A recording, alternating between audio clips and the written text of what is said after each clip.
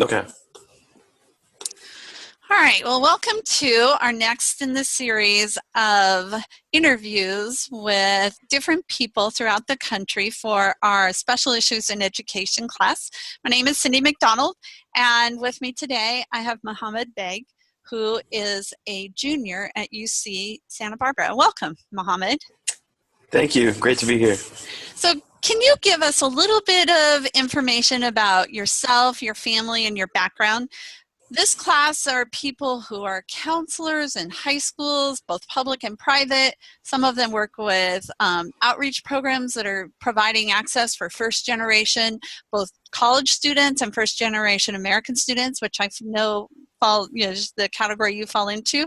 And some are private college counselors. Tell us a little bit about yourself. Sure. I was actually born in Pakistan in 1995. Grew up there until I was about 6 years old. My dad moved to the U.S. in 2000 in pursuit of, a better career, to better us, my sister and I. And in 2002, we moved here in the U.S. with that goal in mind, is to further our education. It was a total of four of us. It's still a total of four of us. Well, my grandparents came in a little bit later, but since 2002 to 2008, 2010 actually, it was just my father, my mother, and my sister and I. And we came here, and my dad actually came here just in pursuit of our education, because we didn't have those opportunities presented to us in Pakistan. And we came here in that goal. And ever since, moving here, I've always thought about that. And that's like our little background story that I'd like to share. It's been good, actually.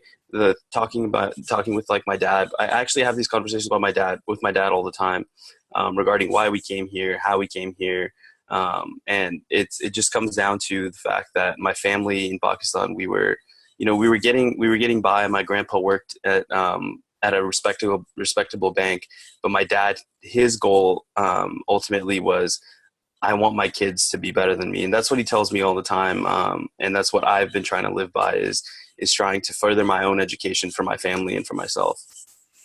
So how has that created that goal, that internal goal or that internal drive that you had to go to college? How did that make it a goal of yours rather than just your parents? Just being in that culture. I think that I look up to my dad a lot. I look up to my mom a lot, and both of them, just as we were growing up, my dad, I saw him, struggle. I saw him put himself in front of, put himself before, or put his children before himself. And I don't know, it just gives you that internal goal. Like, I want to do this for myself, but I also want to do this for my family, because it's very inspirational seeing somebody like, somebody that you look up to, somebody you role model, somebody that's been there for your entire life, somebody that you've always looked up to, go through something as difficult as moving to a new country entirely and beginning in a new life, alone, essentially, right? Like, because there was nobody. He was the first one to come here in 2000. He was the only one here. In fact, when he came to the New York airport, the person that was supposed to pick him up, they didn't show up. And so, just coming here, seeing him put himself in that position, struggling for us, it just gives you that internal drive. Like, like, if my dad can do all this, like, what small sacrifice do I have to make to ensure that I can further my own education, that to go to college, to do whatever it is that I want to do.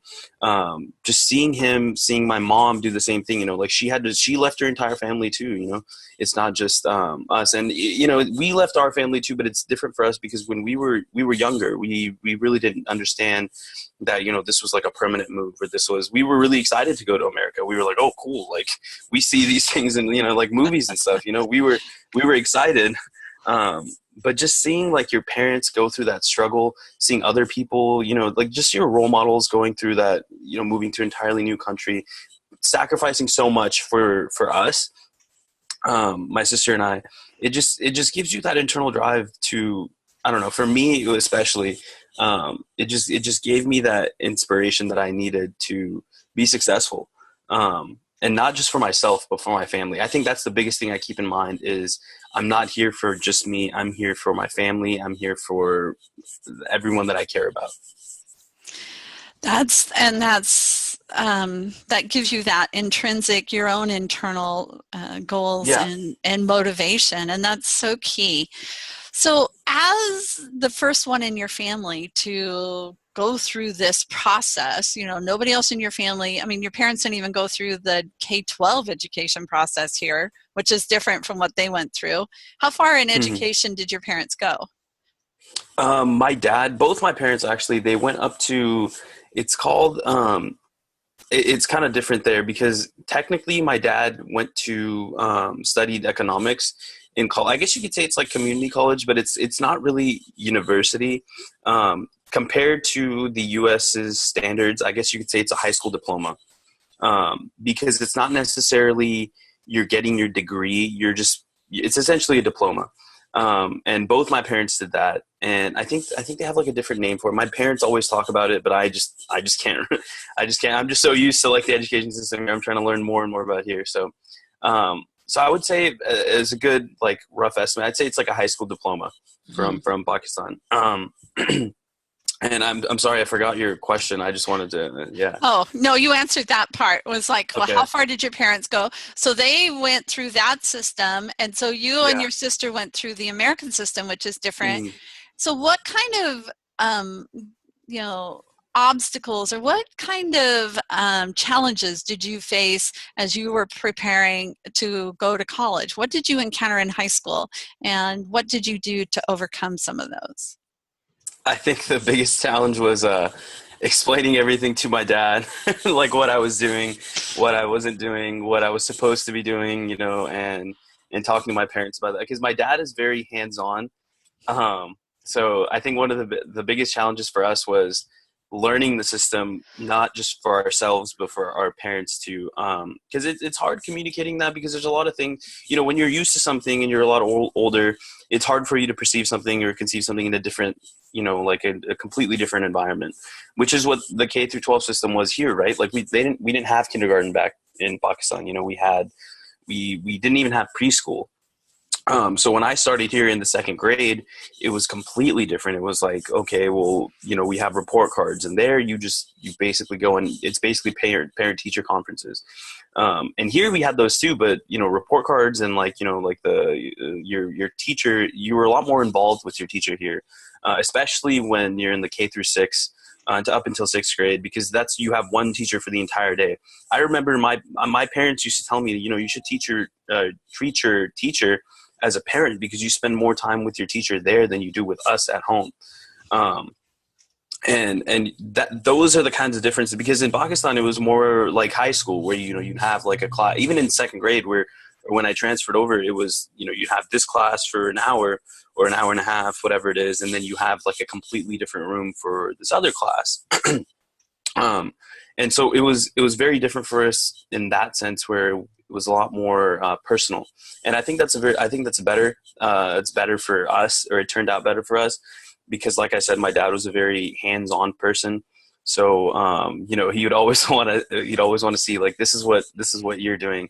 This is what you need to be doing. I need to talk to your teacher. I need to do this. And I think that was one of the hardest things to learn for me, especially too, was because I'd never been in that position where, my parents and my teacher were in the same spot. And I used to be super nervous going into these things because like one little thing, that might be brought up that my dad doesn't agree with, or doesn't think that I should be doing, I would be, how would I say it? Like I would be disciplined in that sense. Like my dad would always we have these really long talks, about what it is that we were doing. And we've always had them, even coming back from like parent teacher conferences or whatever it was.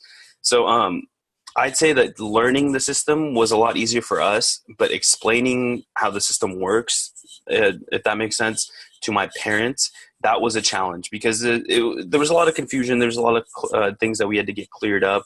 Like, for example, I think in sixth grade, we went to like this camping trip. It was like SciCon. It was for like some Mm-hmm. science trip, right?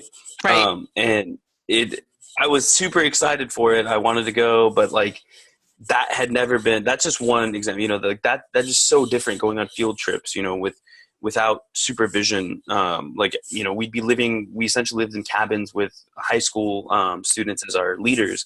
That for my parents was very hard to understand. They were like, you're not going to have any adult supervision. You're not going to have this. Like, how are you going to be safe there? And, you know, my parents, since they're just very protective of us. And so that took a while for me to convince him. And then I think moving up to like middle school and high school, the thing became, well, now, you know, you're old enough to understand. Now you need to know that, you know, there would be talks with my dad about, hey, this is what you need to be doing, you know, if you want to pursue this field. Like I currently want to go into medicine. And so my dad would always ask me like, hey, are you taking classes that are going to pertain to your goal? And I'd have to explain like, well, technically I'm taking like, you know, biology, I'm taking computer science or whatever it is I'm taking. And then when I go to college, like it just gets narrow and narrow, right? Like in high school, you're learning all like the general education. And when you get to college, you have your general education, then you have like the major that you're doing. So the fields just keep getting narrower and narrower as you go up higher in institution.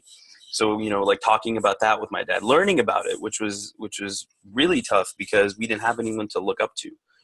You know, like we have like these, as we got older, we developed like family friends and other friends that I could talk to and get like tips from or whatever it was in regards to, you know, what class should I take? What should I do?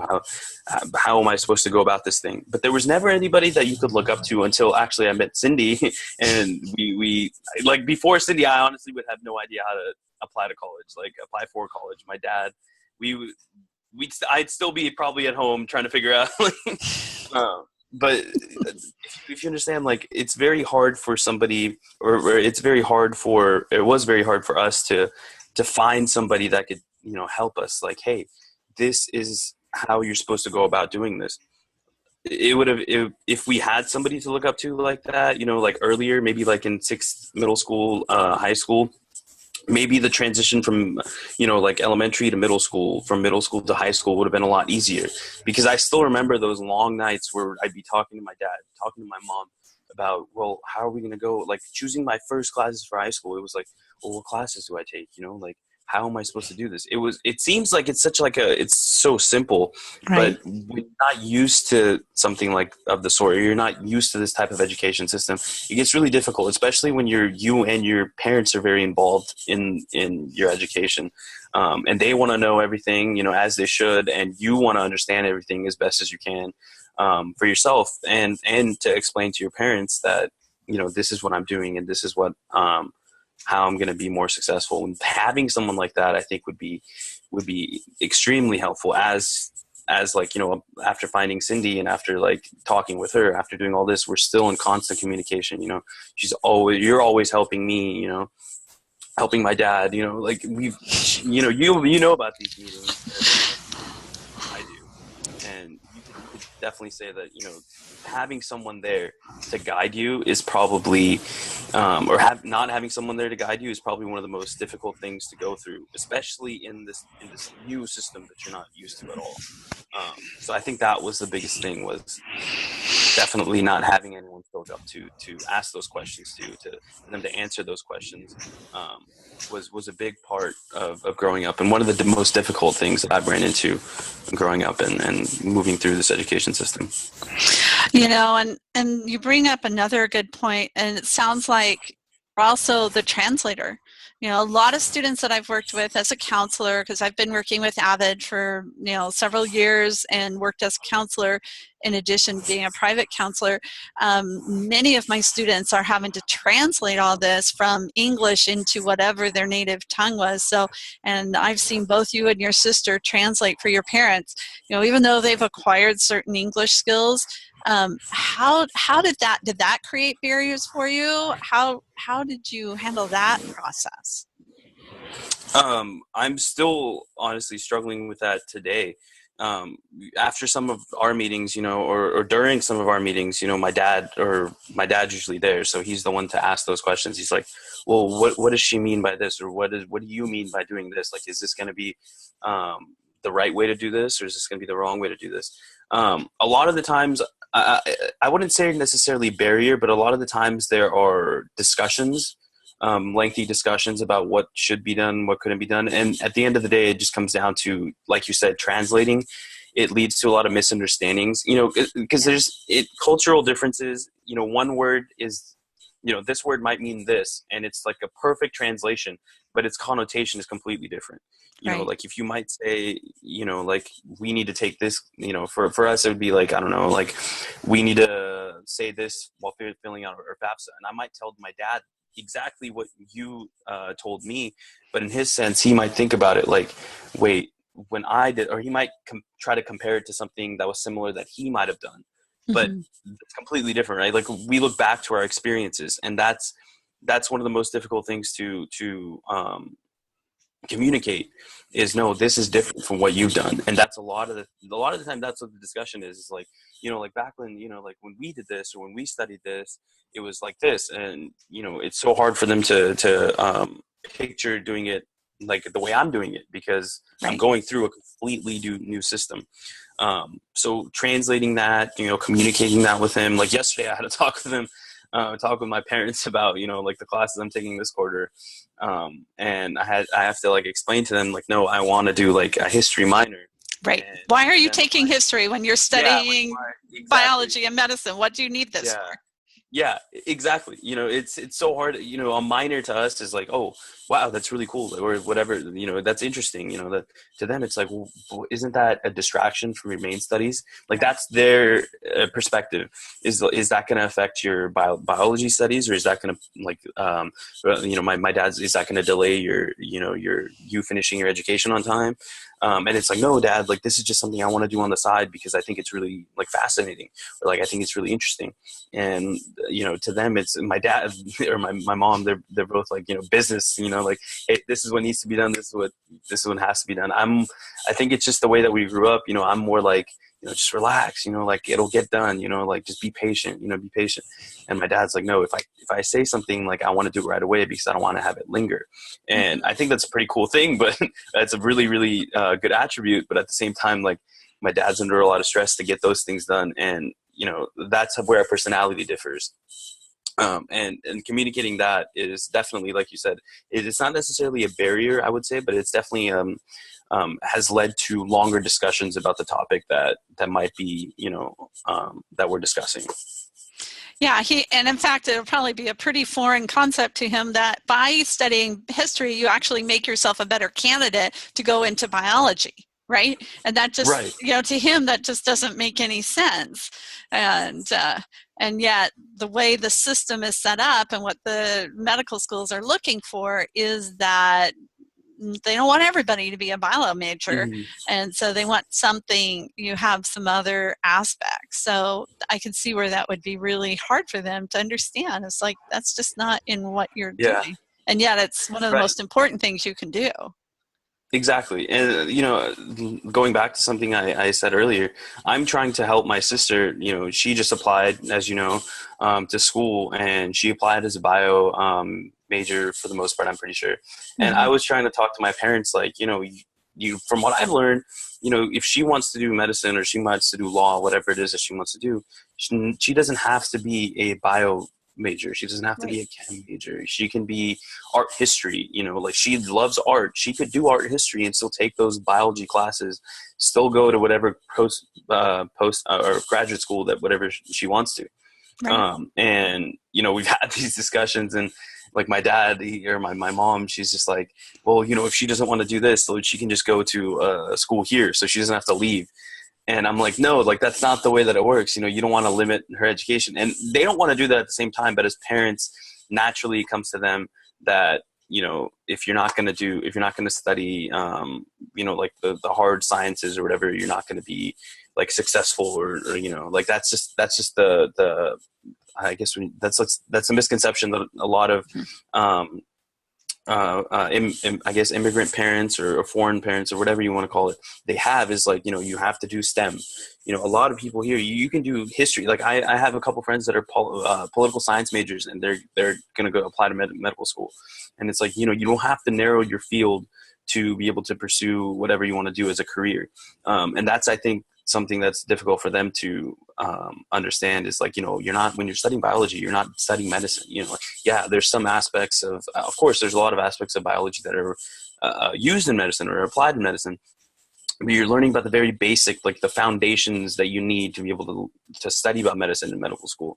And to them, it's like, well, are you taking classes that are applying, that are applicable to medicine or whatever? And it's like, no, I'm taking biochemistry, and we're learning about, like how proteins work or something, or how hemoglobin works, which is, you're going to use that in medical school, but it's like, it's not necessary. You're going to be taught that again. Like, you're going to Right. learn about that, all that stuff, but in like a completely new perspective. And Right. so, I'm trying to be that like person there for my sister that I didn't have, like initially, where it's like, you don't have to do this, or you can do whatever it is that you want, and you can still do, like, you can pick whatever you want to do in college and still do what you want to do as a career, and I think you've told her the same thing, which is why she has a little bit more liberty than I did when it came down to, picking your colleges, picking whatever it is that you wanted to do. And I mean, I still have that liberty, but it's just, I was the first person to do it. So there was a lot more pressure on me than, Yeah. That I'm hoping isn't on her. Right. Well, I remember you and I had this conversation about why you were picking biology as a major, because you'd had so much involvement from, student government, and you had very strong community-based, activities. And it's like, well, why are you not going into political science or something like that? Because that seems to be where your strengths are. And you had told me, even though that was something you loved and were interested in, this is where I still have an interest here too. This is a part of who I am, and this is which direction I want to go. So I remember, I don't know if you remember that conversation, but I remember us talking about that. For sure. So do you think, was there a difference between the way you were treated and your sister was treated in terms of education and educational goals? I mean, in some cultures, there's certain things that are expected of the sons and certain things expected of the daughters. So did you feel that, or how would you characterize that? Yes and no. I'd say that we were both very lucky, first of all, to be able to have this opportunity to go to college in the first place, because a lot of people don't even have that opportunity. I'm very grateful for that, first of all. And secondly, I think that we're both in different situations, because for me, like I said, I was the first person to do it. And so obviously when you're the first person to do something, there's like a little bit more pressure on you, not necessarily from other people, but from yourself too, because you're like, wow, I'm exploring like the unknown, from the first person in my family to do it. And so you kind of have that pressure on you, like, hey, how's this going to be? Like, it's mysterious, right? It's exciting. It's mysterious. It's scary at the same time, like you're nervous about it.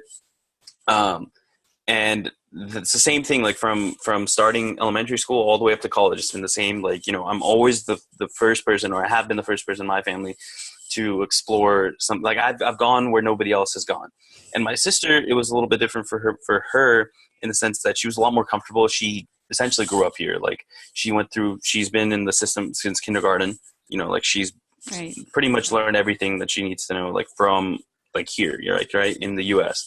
And so she's very comfortable in that. Like she knows what to expect.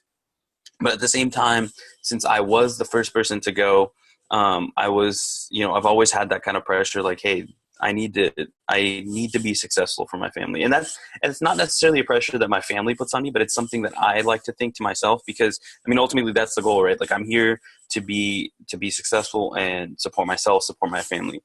And for my sister, it's a little bit different, because she's the second person, she's younger. So my parents are a lot more lenient with her, in the sense that, hey, like she's really been involved. Like she loves art, right? And so my parents give her like, hey, whatever it is you want to do, just do it 100%. Like that's what they tell like my sister. And that's what they told me. Like my dad's always like, well, do you want to go into medicine? And I'm just like, yeah, I do want to go into medicine. And he's like, well, if there's ever a point where you don't want to do it, like just tell me whatever it is that you're doing. Like that's the biggest thing for us both, my sister and I both, is to communicate whatever it is that we want to do. There hasn't really been any pressure on her or myself specifically to, this is what you have to do. But there's just been like this, what is it? What do you call it? Like for me, it was just this pressure of, like I don't know what I'm going into, but I know that I have to do the best I can at it. But for my sister, it's like, well, I have somebody that's going through it. And I have my parents to support, although sometimes they joke with her and say like, yeah, we're not going to send you farther away from college because we're going to be bored at home when you both are gone. But I mean, ultimately that's just the joke, right? Where Mm-hmm. they just tell her that to just, that's just the parents expressing their love. With my sister, she's a lot more comfortable in that sense. She's a lot more, we're both free to choose whatever it is that we want. And I think we both know what we want to do. For at least right now, my sister, when she gets to college, maybe she wants to do something with art. Maybe she wants to teach, because I know that she's really wanted to teach. And our parents have both been very supportive in what we both wanted to do. But it's just that I went through it first, so I had like this mysterious thing like, hey, how do you do it? How am I going to do this? How am I going to behave? What's the life going to be like? For my sister, it's a lot. It's not easier. Like, in no way is it easier, because it's the same stuff she has to go through, right, that I went through. But it's not easier curriculum wise, I should say. It's easier, like, she's a little bit more mentally prepared. Mm-hmm. Because she knows that my brother's going through this, and if I have anyone to ask, I Mm-hmm. can ask my brother, I can ask Cyndy, I can, she had your, like, even you, like, you were there for her, like, she had that outlet. Yeah. And until my dad said, like, he was like, hey, maybe we should go check this place out. And until that, we were just kind of lost. And my sister, she's had like these outlets to look up to, or to ask. So in that sense, it's a little bit easier, but in no ways have been like, I don't want to, just say it like, hey, I had it harder than my sister, because we both went through the same type of struggle. Right. Yeah. And you've broken the ground. And so it is helpful to know that, because you had nobody in your family to ask, and now at least she has you to ask. And Yeah. as you go on, and you're going to be the first to go to medical school, you're going to be the first all the way along. And that is a not a burden, but it's a privilege in many ways that you wear on your shoulder, but it does add some, weight and responsibility. So, you mentioned your school and, and some of the things that may or may not happen. For my class, what would you recommend? What are some top things that you would want these counselors to know that would help other students in their schools or in their programs or that they work with? What were some things you wish you had had in high school that you didn't have? Honestly, like I said, we have these counselors there available to us in high school.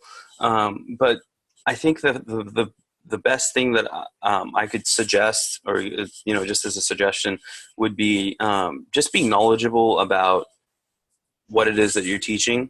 And secondly, just communicating, not just only with the student, but with the parent. Because I think that communication with the parents might be more important than communication. And I mean, this is my opinion to the student, because especially if it's like a first generation college student or whatever it is, if it's a unique aspect, right? Like there's something that they have or something that might not be applicable to everyone else.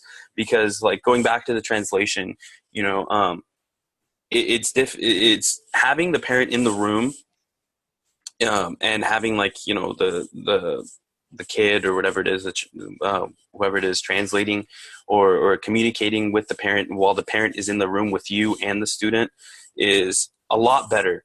Because I don't know, it's just naturally it's a lot better, because you can tell body language, you can tell like for at least for my parents, it was they can understand a little bit, and they could put pieces together.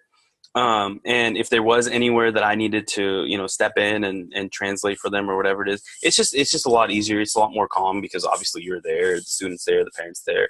And I don't know, it's just a lot more clear. The parent feels more reassured. But just, I don't know, just communicating with the parent, I'd say, the parents is really important, because they have to be there, right? Like to Right. You can tell the student whatever it is, the student understands whatever it is that they need to do, but if the parents aren't involved, it doesn't give them that like that influence or whatever it is, or that push, because the parent is ultimately who controls or not control, but is the person that is there with them at home, that spends the most time with them. And this is something that that I think that should be started very early on, when Right. first, second grade. Parents need to be involved in their children's education. I think that's one of the biggest reasons why, we have in the US at least, our education doesn't match, like, for example, other countries, in Europe or whatever it might be, because, not necessarily just because we have more people, but our parents, we're just, as parents, we're just not involved, or as parents, they're not as involved with their child's education as they should be, in my opinion. And that's another thing I think with instructors is when the parents aren't involved, I feel like a lot of instructors or counselors, they lose the motivation. They forget why they're doing it in the first place.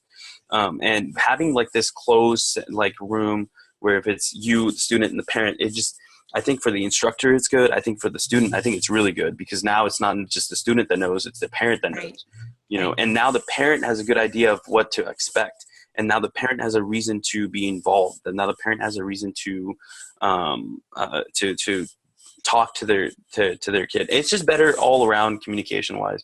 So I think just first being knowledgeable about what it is that you're teaching, what it is you're counseling these students about, and secondly, just communication with parents. Because I think that I'll give an example with you.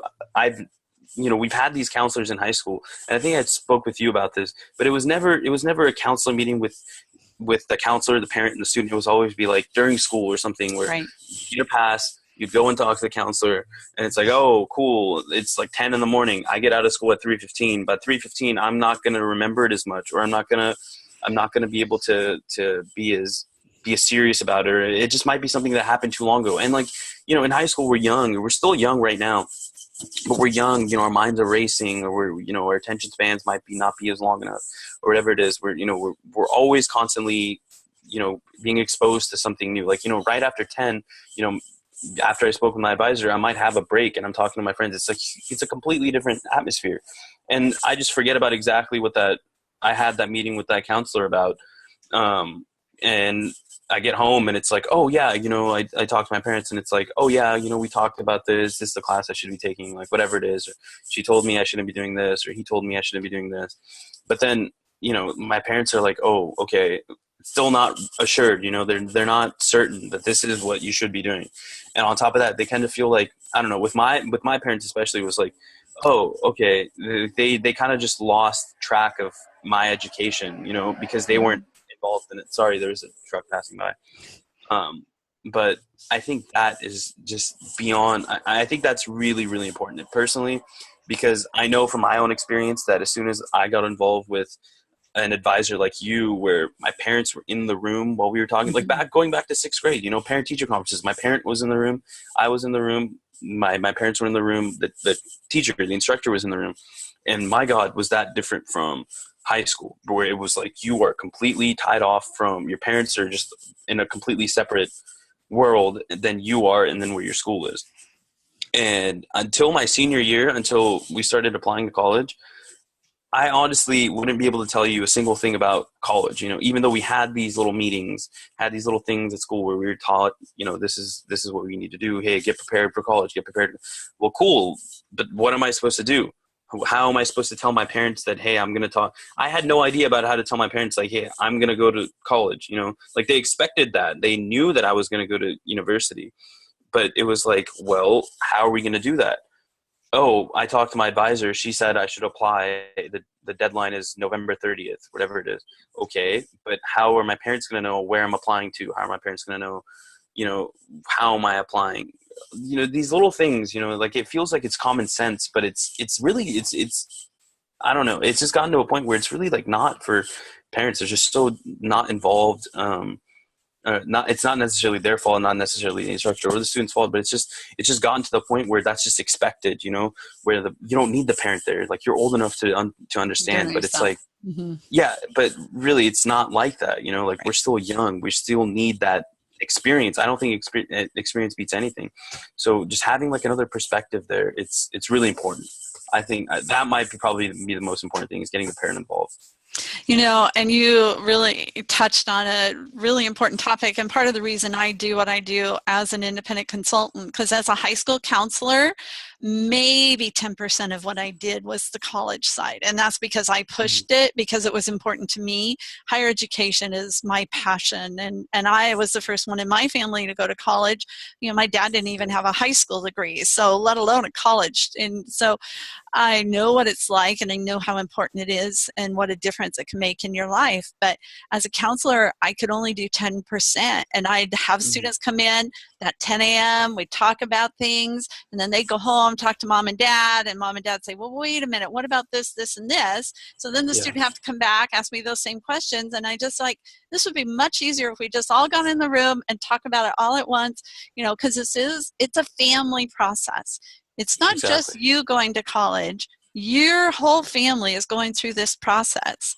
And so everybody needs to be on the same page. And especially when it's the first time, for whether you were born in the U.S. or not, it's still the first time. And it's so important to have that.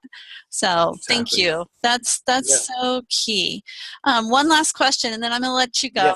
One of the things that we were studying this week, there's a theory out there called the mismatch theory.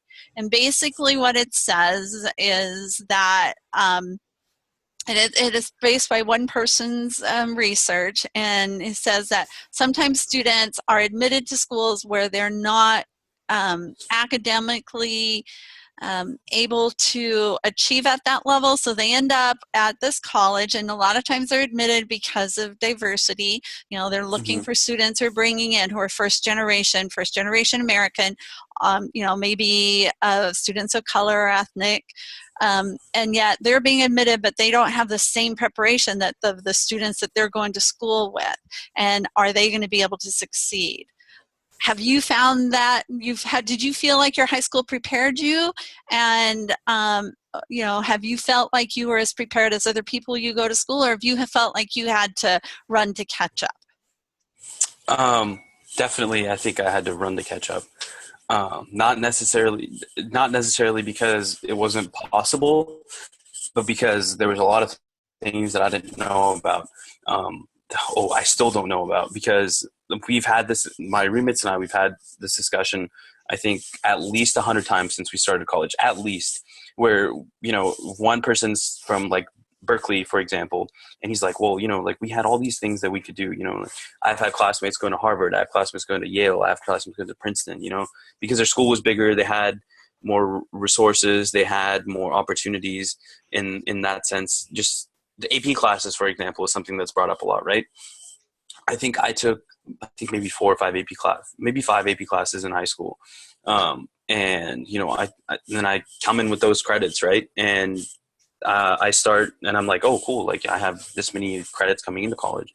And then I talk to like my roommate, and he's like, oh, we had like 30 AP classes available to us where we could take, and that's just one example, right? Like, that's just one thing that we talk about. And he's like, yeah, I took some my sophomore year, my junior year, I took some my senior year.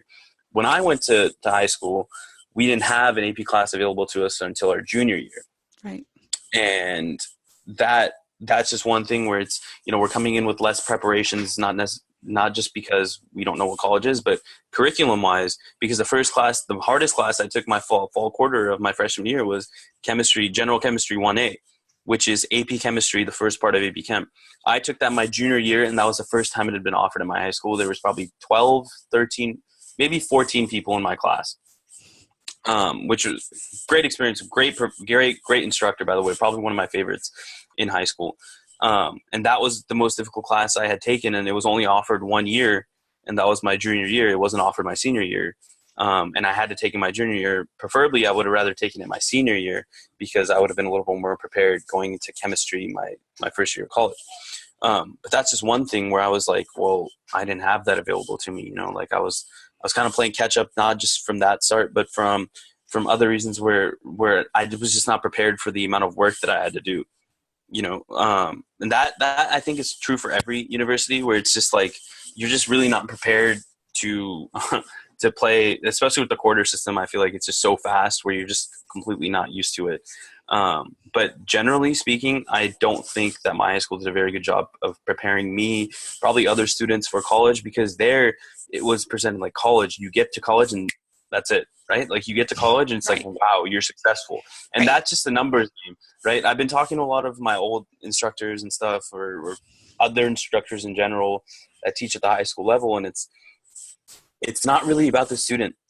I feel like, or it's starting to transition from the student. It's starting to transition to, hey, we need to get our numbers up, right? Like there's another thing. This is just a political thing I was reading, was they were showing a percentage of high school graduates since like the Obama administration. And this is just one example that I was reading an article about how misreading graphs, and it showed like 75% high school graduate rate, before Obama administration. And it was using books to show like how high the bar graph was. And it used 3 books for 75% high school graduate rate. Like right now, I think it's like 82%. And like when it showed the 82%, there was like 11 books, or 15 books. And I was like, well, this is a complete, like, first of all, I was like, wow. So it's, it's just all about getting the numbers high again. And secondly, it was just a complete misconception. Like how is a 7% increase going to amount to a difference of, 12 increments on the bar graph? So I was just thinking, and speaking to my old instructors, talking to all these people, it's kind of become more of a numbers game than anything.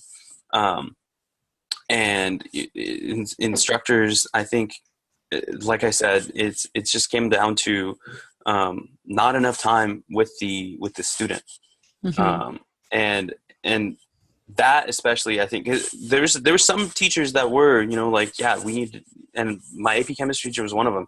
He didn't go out to lunch a single day of my junior year, and probably still hasn't gone out to lunch a single day during the semester, because he's like, well, if somebody's got to do it, right? Somebody's got to teach these kids. He went to UCSB too, actually.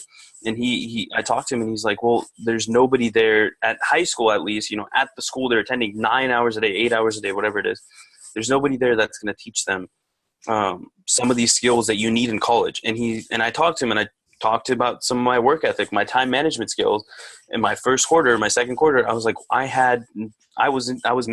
didn't know what I was doing. I was thinking it was like high school, where I would, instead of being at school for 8 hours, I'd have class for 50 minutes and I'd come back. I'd be like, well, I just had class, so I'm going to sit around for another hour, not doing anything, and then I'd have class again. So I'd have to go to class and I'd come back and I'd be like, whoa, I just had class, so I'm going to relax. My time management skills weren't there. My ability to stay on top of the work, not just because it was a lot of work, was just because it was difficult. It was definitely not there when I first started. Excuse me, because I wasn't used to it. I didn't know how to prepare.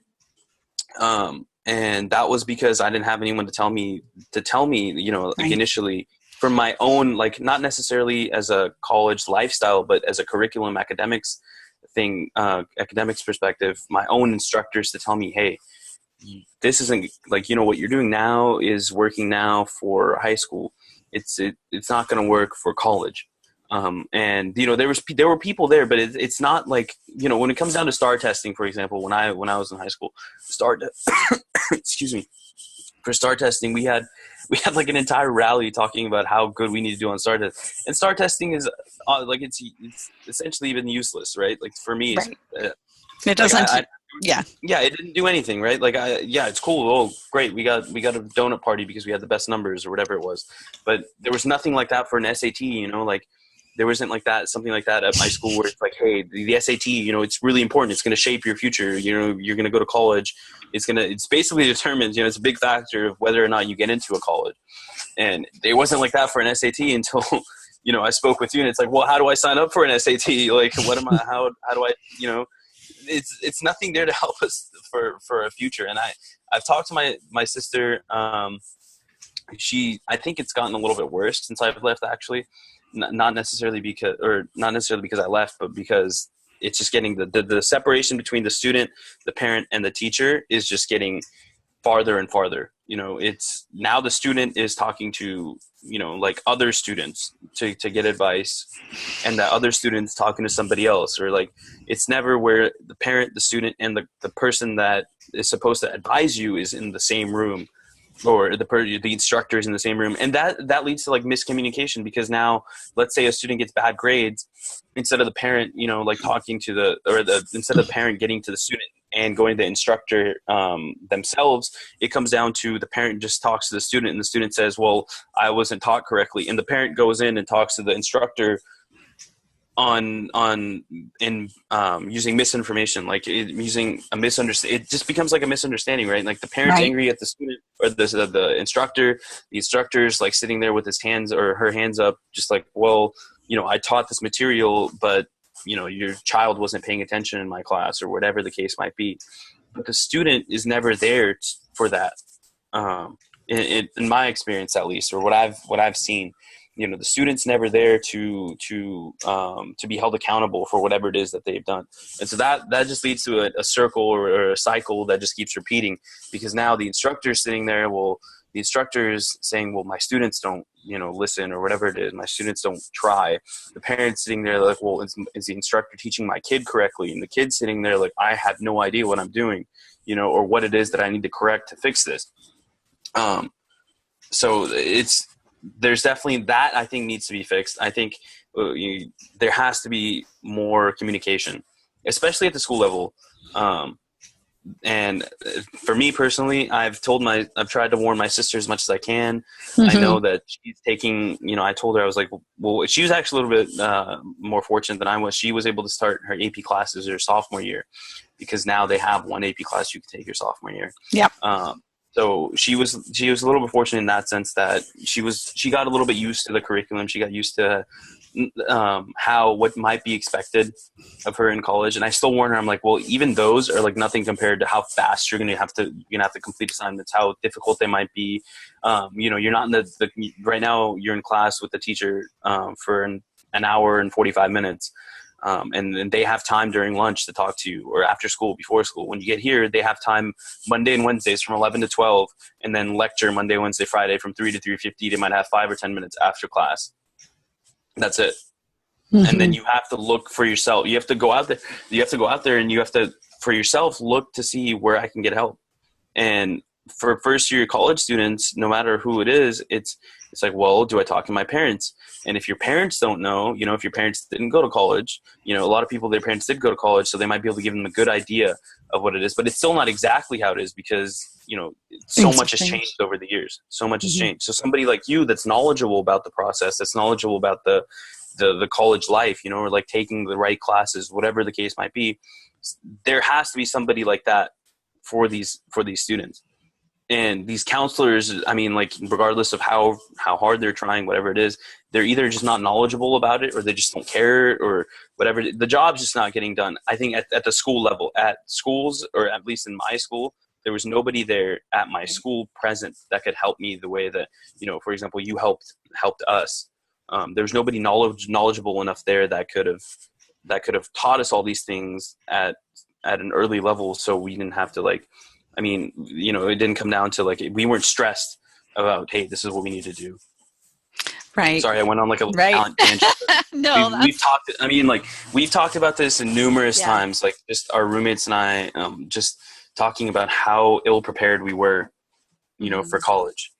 But you've taken that. I think the other thing that comes through in your communication, though, Mohammad, is even though you came in and you didn't have the same preparation that your roommate from Berkeley or whatever, you didn't let that stop you. You haven't let that put you behind. You've used that and you've grown from it, and you're going to be right on par with any other student that's there at your university. And it's not going to hold you back at all, I believe. Oh, yeah. Yeah, I also believe firmly in the sense that it's everything, and it's possible. You just have to work a little bit harder than somebody that might be there. But that's also good for your own development as a person, right? Right. Now you've been through that struggle. Now you learn a lot. Going through struggles, you learn a lot more than if something is not necessarily handed to you, but something that you're familiar with. And you pay more attention when you're getting something wrong than if you're getting something right. And definitely, I don't think it should hold anyone back. I just think that if an outlet was there for a student that's a little bit younger and doesn't have to necessarily do the whole hit, or if I'm gonna hit this, I'll be good, or if I don't hit this, I'll fail, whatever. But you don't want to have those extremes. You want to be knowledgeable about it, and then the student can make their own choices instead of doing the trial and error thing, right? Right. Right. So definitely, that's there too. Yeah, that's very true. And that's one thing I think we as counselors try to do a lot is I try to encourage students to make sure they reach out and be their own advocates. And that's what we haven't been able to teach a lot. And I know the AVID program that I've worked with, we tried to Mhm. teach that, and there are other programs, a lot of the community-based organizations, but there's nobody that can do that better than the teachers in your classrooms, especially in high school. Even as a counselor, I mean, I had 20 minutes with a student. I actually made reasons to go out into the classroom so that I could interact with students rather than just the ones that were walking into my office, because usually Mhm. those were the ones that were in trouble, that were Yeah. sent there for one reason or another. And so to go out and just work with students, sometimes you have to be very creative as a counselor to do that. So, and Yeah. you bring up transition, and I think that's another whole topic that maybe we'll do another interview another time, because there's so many issues with that, and it's such an important thing. Harlan Cohen, do you know who he is? He wrote the Naked Roommate book. It's I called, don't. I I'll don't. have to introduce it to you. Anyway, he Yeah. talks about transition. So, well, anyway, we'll look at this and we'll talk about that another time. So, our Okay. time is up. Thank you very much. You're very articulate, very passionate, and that's what I love about you. And anytime, I will make this available, so I'll send you a link so you can see it too. Okay. Okay. Yeah, All for right. sure. Have a Thank good you. afternoon. Thank you Yeah, it very was a much. privilege. All Yeah, right. for sure.